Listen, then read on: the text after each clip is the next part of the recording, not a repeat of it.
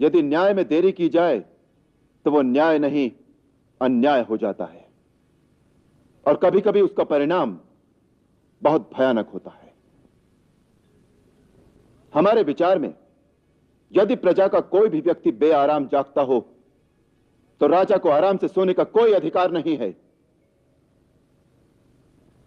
हमने राज्य सिंहासन से घोषणा की थी कि हम आज से एक सन्यासी का जीवन व्यतीत करेंगे, और प्रजाहित के सामने हमारी निजी सुख सुविधा का कोई मोल नहीं।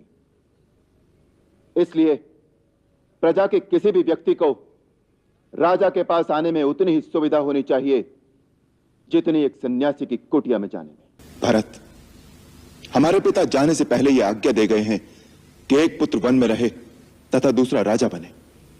उनकी इस आज्ञा का पालन करना ही हम सबका धर्म है।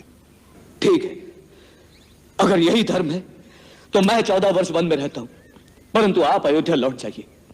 धर्म व्यापार नहीं होता भरत, जो वस्तुओं का अदल बदल कर लिया जाए। धर्म अति कठोर और व्यक्तिगत होता है। यदि हर प्राणी अपना कर्तव्य एक दूसरे के कंधे पर डाल दे तो इस सृष्टि में अनाचार फैल जाएगा। तुम राजा होकर ऐसे अनाचार की बात सोचते हो तो उसका प्रभाव प्रजा के साधारण मनुष्यों पर क्या पड़ेगा? मनुष्य जिस रथ से विजय प्राप्त करता है वो रथ काठ और लोहे का बना हुआ नहीं होता,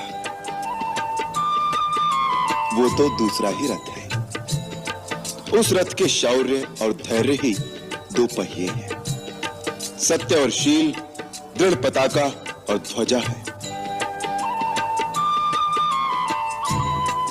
बल, विवेक, दम और परोपकार ये चारों घोड़े हैं जो क्षमा, दया और समता रूपी डोरी से रथ में जोड़े हुए हैं। ऐसा धर्ममय और दृढ़ रथ जिसके पास हो, वो रावण तो क्या, संसार रूपी महान अजय शत्रु को भी जीत सकता है।